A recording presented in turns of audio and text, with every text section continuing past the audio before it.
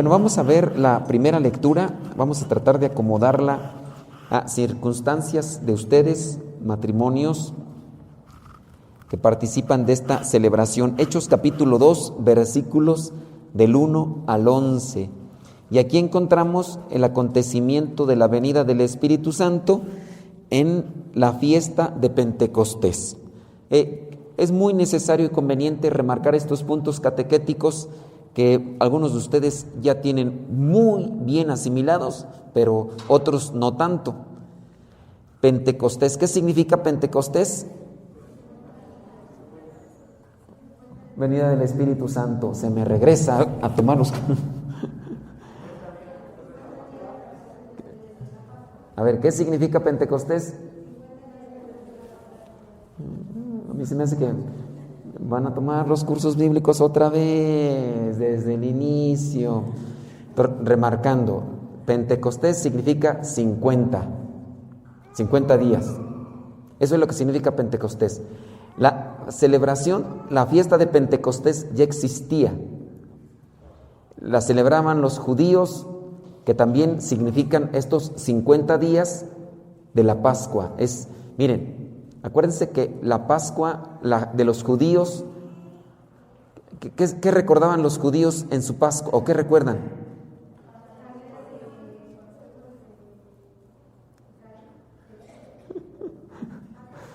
A mí se me hace que todos se van a ir otra vez al primer curso bíblico.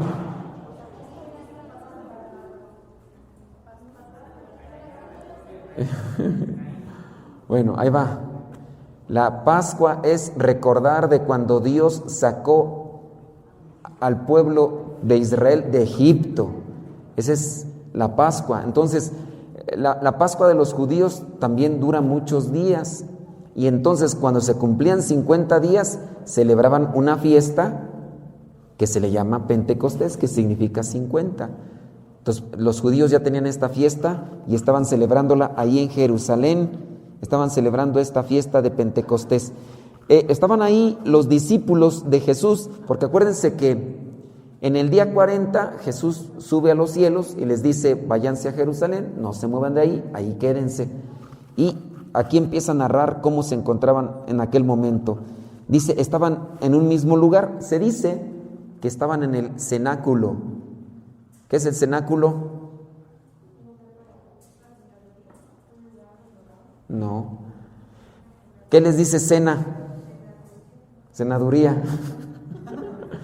Bueno, pues es que algo tiene que ver con eso. Miren, la palabra cenáculo es este lugar donde se reunían, estaban reunidos estos 10 días después de la ascensión, se reunieron en estos días. Entonces, es el lugar donde estaban reunidos los apóstoles y hacían oración.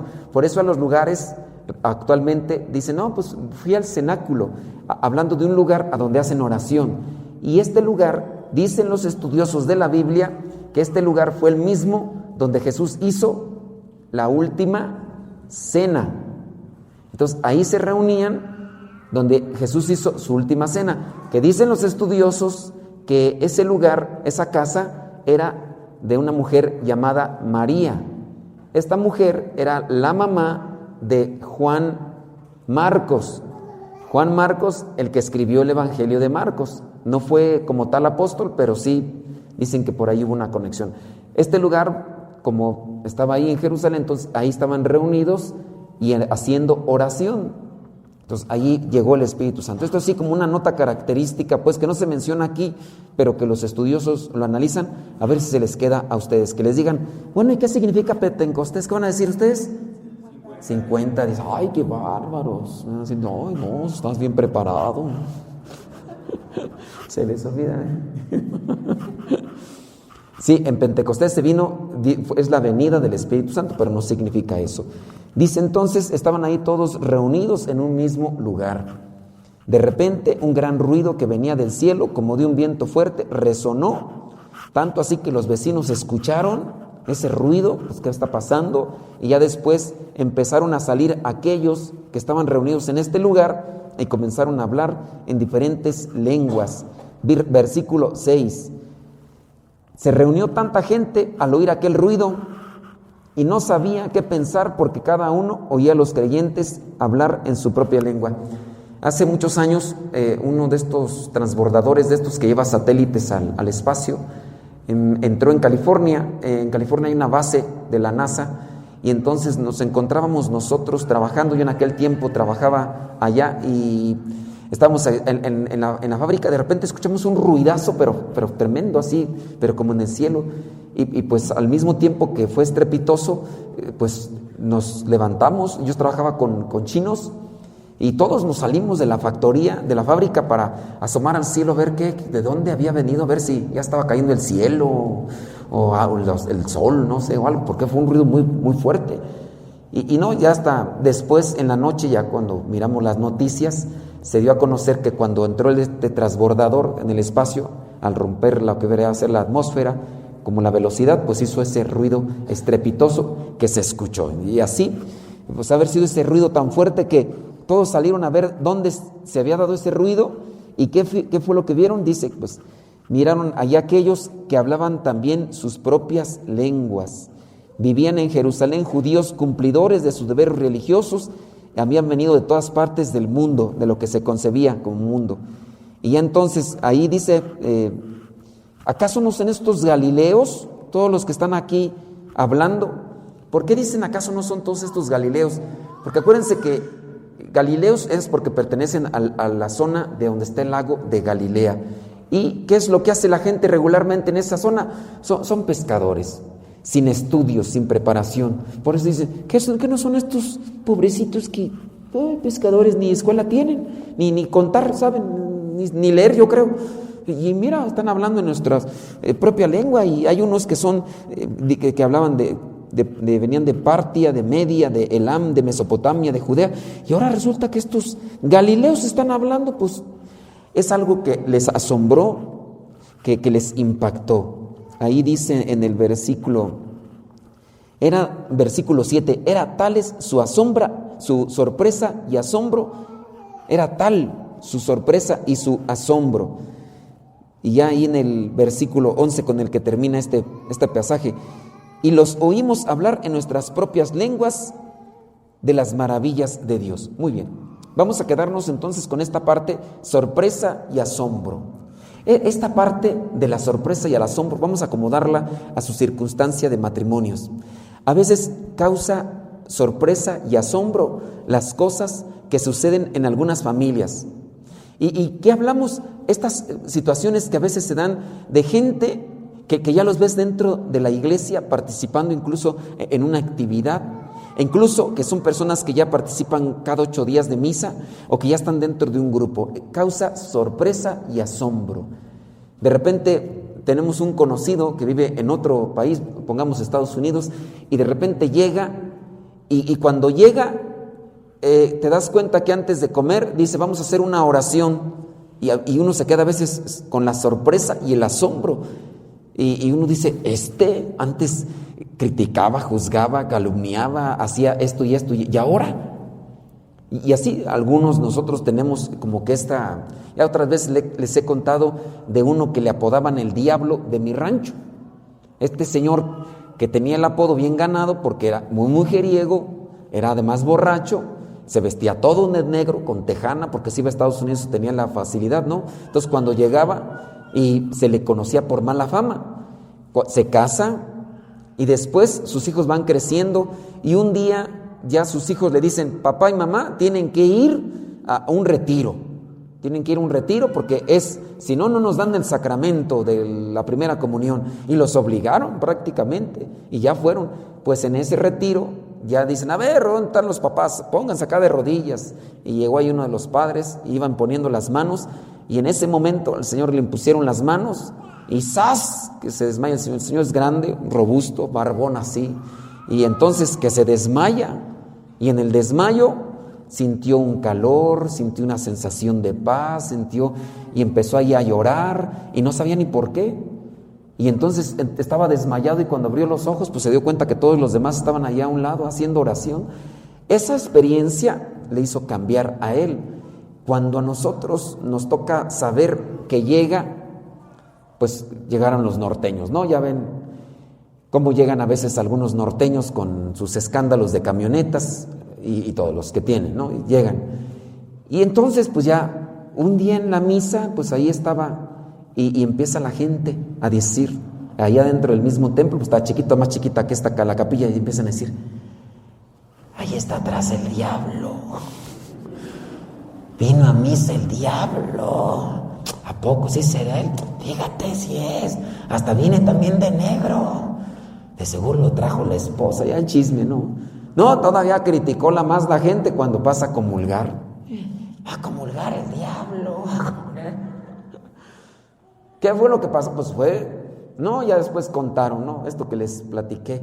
Y luego hasta la mamá, llena de asombro, de sorpresa, como menciona aquí, la mamá, ya ven las señoras muy comunicativas, ¿no? Y eso que no les ha llegado el Espíritu Santo, pero tienen el don de lenguas. A las señoras ahí en mi rancho, en el molino, ahí es donde uno se entera de todo. Entonces, al otro día, las señoras ahí contando, la mamá contando que su hijo había hecho una oración tan hermosa antes de los alimentos, después de que llegó, que todos se quedaron así asombrados cuando dijeron, hasta parece padre. Le digo, y hay algunos padres que no hacemos oración, imagínense. Pero la señora toda asombrada, en la sorpresa y el asombro. Y uno pregunta, ¿cómo se dan estas cosas? Pues son regalos de Dios. Y estos regalos de Dios es la venida del Espíritu Santo a nuestras vidas, porque es el que nos transforma. Aquí ustedes, los que están en el grupo de liturgia, aquí están. Yo no conozco sus vidas, pero pues a la legua se ve que ustedes no eran muy acercados antes a la iglesia. ¿Y por qué están aquí? Dios los tocó, el Espíritu Santo los tocó. Alguien estuvo haciendo oración por mucho tiempo. A lo mejor fue la esposa, que ahí estaba la esposa rezando, que ya se convierte mi viejo, que ya se convierta mi viejo, y aquí lo tienes a un lado. Algo pasó. Hay que prepararnos. ¿Qué hicieron los apóstoles antes de recibir el Espíritu Santo en Pentecostés? ¿Estaban reunidos, jugando matatena, lotería, o estaban rezando? Rezando. Hay que rezar. Si nosotros no nos preparamos así en la cuestión de la oración, ¿cómo vamos a recibir los milagros? Porque hay veces que queremos cambiar. Miren, el día de ayer yo platicaba con un señor, anduve por allá en un retiro, platicaba el señor, dice, es que yo quiero cambiar. Le dije, ¿vienes a misa? No. Le dije, entonces, ¿cómo quieres cambiar? Tienes que venir a misa. No, pero dígame algo más. Dije, comienza por eso, ¿para qué te digo algo más? Te digo otras cosas más, que te vayas a hacer un retiro, que te vayas a confesar. Le digo, no lo vas a hacer, mejor vente primero a misa. Y luego venía con aliento de alcohol. Le dije, y otra cosa, tienes que dejar de tomar alcohol. Me dijo, no, padre, ¿usted no sabe cuándo yo comencé a tomar alcohol? Le dije, ¿y a mí qué me importa? No, yo no necesito saber cuándo comenzaste a tomar alcohol. Yo lo que quiero es que dejes de tomar alcohol. Uy, padre, pero pues me está pidiendo una cosa bien imposible. Le dije, ¿quieres cambiar o no quieres cambiar? No, pues que sí, pero ayúdeme. Oh, pues te estoy ayudando. Tienes que venir a misa cada 8 días y además tienes que dejar de tomar alcohol. Es más, para que vas a venir a hacer un juramento mañana y de rodillas, con unas pencas de nopal en las rodillas para que se te quite. Oh, padre, ¿y de cuánto tiempo? De 1 año. Uy, no se podrá de 1 semana. Pues digo, ¿quieres cambiar o no quieres cambiar? Sí, padre, pero ayúdeme. Le dije, ¿cómo quieres que te ayude? Pues queremos cambiar y a veces no nos queremos someter a situaciones pues que nos cuestan. Venga más a misa, venga a los retiros, venga, algunos de ustedes vinieron a las dinámicas, ya por ahí empezó el asunto. Ahora hay que hacer oración y hay que ser constantes, porque para que llegue el Espíritu Santo a nuestras vidas, que es el que nos cambia. Miren, estos estaban, dice, encerrados, llenos de miedo. Se encontraban reunidos en un mismo lugar de repente. Bueno, creo que es en el Evangelio donde dice que estaban encerrados con miedo. Ahí entonces estaban encerrados. ¿Y qué pasa? Llega el Espíritu Santo y ahora sí, abran las puertas y ahora sí que te van a perseguir, que te van a arrestar, que te van a llevar. No hay problema. Y empiezan ahí a anunciar. Y ya después vendrá el discurso de Pedro, versículo 14 y demás. Pero comenzaron a anunciar, llegó el Espíritu Santo y entonces viene el asombro y la sorpresa.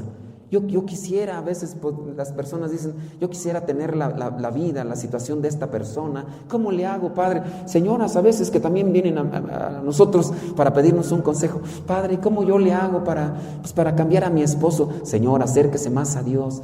Ay, Padre, es que está tan difícil. Mejor usted rece por mí ahí en la iglesia. Pues yo sí voy a rezar por ti, pero tú también tienes que ser más constante, venir a acercarte, toma los cursos, esto. Pues que empiece de tu parte. Ay, es que a mí no me gusta eso, Padre. Luego canciones muy aburridas. ¿Por qué ese tipo de canciones? Si no, pues ¿cómo pues va a darse un cambio en nuestra situación? Necesitamos echarle galleta, necesitamos esforzarnos. Y aquí pues habla de 9 días haciendo oración, encerrados en un mismo lugar. Muchos de nosotros ya hicimos la experiencia, no aguantan, yo ya sí aguanto, ¿verdad? Ustedes no sé, pero muchos ya no aguantamos estar encerrado en un mismo lugar. Yo ya sí aguanto.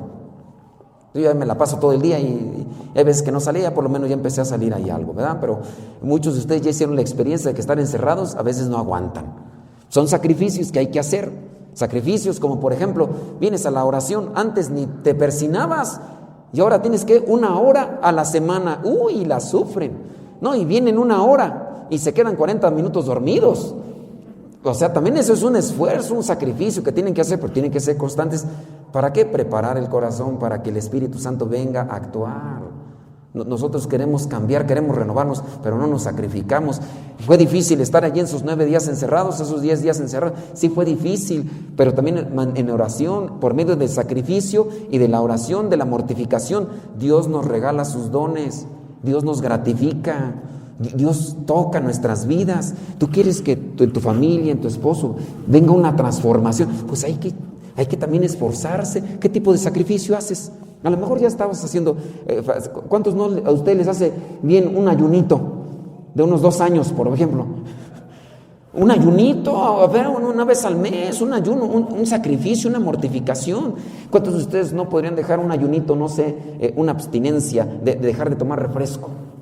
¿Cuántos de ustedes no viven sin un refresco y hasta ven y hasta se les mueve todo el tascalate porque ven una coca bien fría? Ay, es una coquita que escurre así fría hasta que calde así.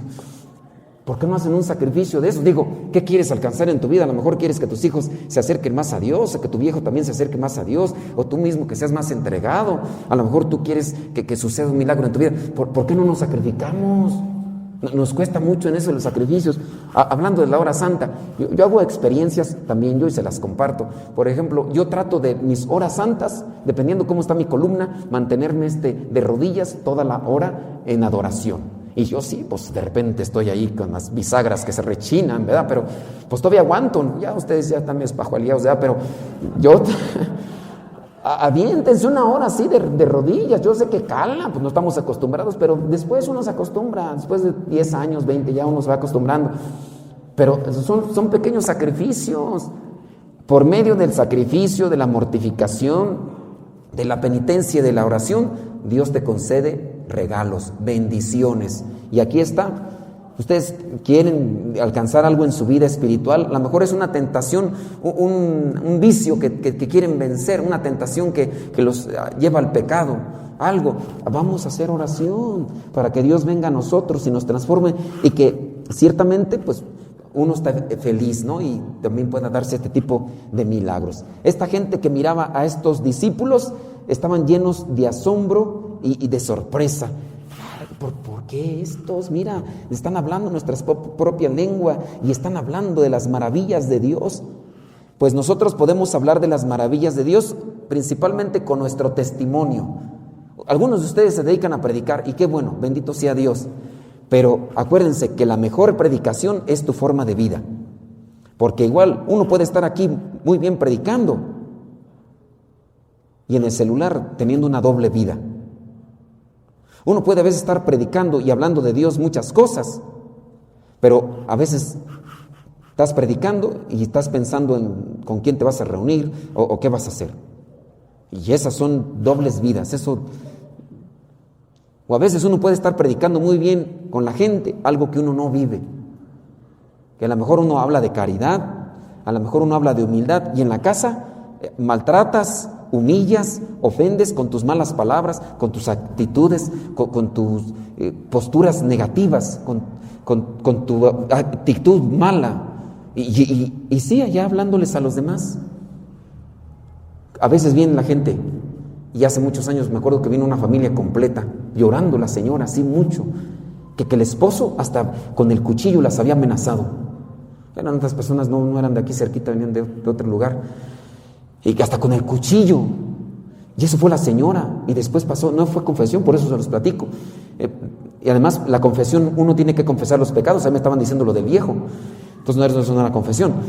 Pero entonces después pasó la hija y me contó la misma historia, el papá. Pero no crean que fue para mí impactante el hecho que me dijera que el viejo las maltrataba a todos, que los ofendía y que hasta incluso los amenazaba con el cuchillo. Eso no fue lo impactante. Lo que me impactó fue que era un señor que se dedicaba a dar pláticas para matrimonios. Y en los grupos de matrimonios lo tenían así en un altar, hasta le echaban incienso. Y decían, uy, no hombre, uy, le decían a la señora, uy, tú te sacaste la lotería. Y ella por dentro, a ver, vete a vivir con él. A ver si es cierto, ¿no? Porque, y sí, y pasó la hija, pasó el hijo, y la esposa, nada más eran los tres. Y después cuando pasó el señor, miren, traía una cara de mustio.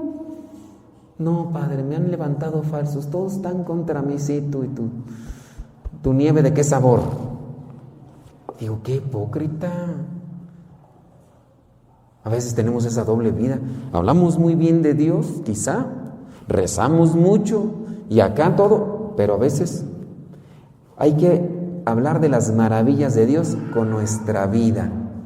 Y si yo ya vengo a la iglesia, si yo ya pertenezco a un grupo, me voy a esforzar en controlar esos demonios que traigo dentro. Que si es la ira, que si es la impaciencia, que si es la soberbia, que si es el resentimiento, que si es el orgullo. A veces no se comprende por qué mismo dentro de los grupos no se hablan entre los mismos, ni del mismo grupo, ni a veces de otro grupo, porque tienen rencillas con el otro grupo y no se hablan. Y uno dice, bueno, ¿y a quién estamos sirviendo? Tenemos un doble discurso. Hay que hablar de las maravillas de Dios, pero con nuestra manera de vivir, de manera que cause sorpresa y asombro en los demás. Vamos a ver el Evangelio. En el Evangelio se les aparece Jesús después de resucitado, ¿verdad?